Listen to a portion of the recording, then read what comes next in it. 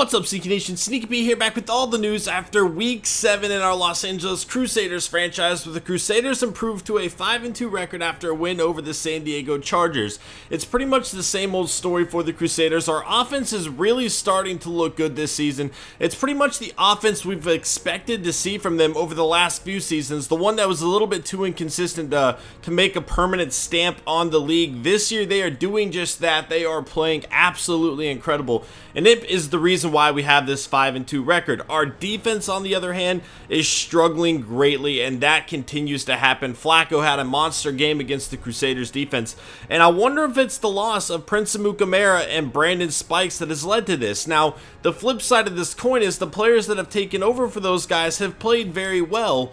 So it's almost like we haven't lost that. I don't quite know what has changed in that regard. I definitely feel pretty comfortable with the players we have. Obviously our coverage is just not getting it done. And again, I feel like a lot of this keeps coming back to the sliders, but they weren't really changed all that much from where we've had them before. I don't know how to fix it. I'm really hoping the new Madden does not have these same issues that this one does, in terms of one little thing puts it too far in one direction or the other. Quite honestly, I wish I wouldn't have to adjust the sliders at all in the new Madden, that all Madden would kind of play as a realistic simulator. Obviously, everybody has different skill levels, so that's not very likely. I promise you guys I will do my best job to find a better slider set from the get-go with the new Madden, though. Anyway, the #1 ranked defense of the 49ers hosts the equally impressive defense of the Eagles. That is becoming a rivalry, man. J.D. Steed is looking like one of the top right guards right now. He hasn't allowed a single sack this year. All right. We've already seen this one. But as you can see here, we have the where are we? The #1 offense in the entire NFL. Who would have ever thought we'd get to that point? We've seen this team struggle. Stuart Denny had a sophomore slump. He's coming back playing incredible so far this season. But again, we have the 28th ranked defense, and that's so bizarre. Like, you look at our players along our defense, and I swear to you, I just feel like we're much better than we're showing right now. Like, I have faith in this defense from top to bottom. Shelby Harris, a guy I like a whole lot. Matthew McCown, a guy I like a lot. Defensive tackle, Keegan Gibson, making it happen. Khalil Mack, obviously we know how good he is. Right now we're without Reynard Ray. I thought he was supposed to come back from injury. That's weird. Why didn't it automatically do that? I didn't even notice that. I thought he would automatically be back. Anyway, we have Reynard Ray here. Hunter Hurst, a rookie I like a whole lot. Even Deshaun Beckwith is another rookie I like a whole lot. Feel comfortable there. Bola Asante, very good player. His backup, Roy Harris, another guy that we feel very confident in.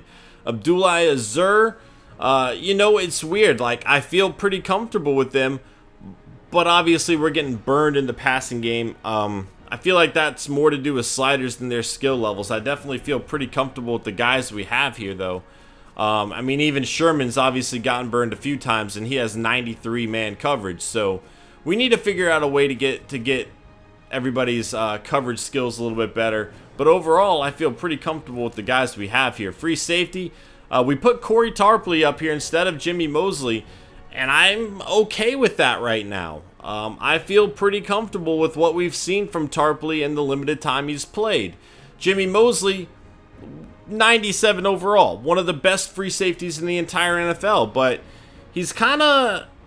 It seems like he took the last year off. He really didn't have a great season for us last year, and this year he kind of came out playing horrible.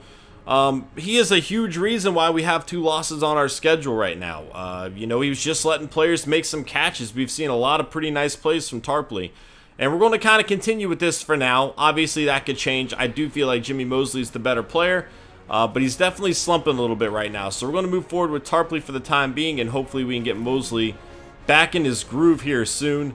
Ofisa Okafor, you know, again, another player. He's kind of taken a step down lately. I don't quite know what's going on there. I feel comfortable with our defense. I feel like they should be playing better than they are. You know, part of this is the fact that we've been going against elite quarterbacks, but the last 2, Richards and Flacco, are by no means elite at this point in Flacco's career anyway.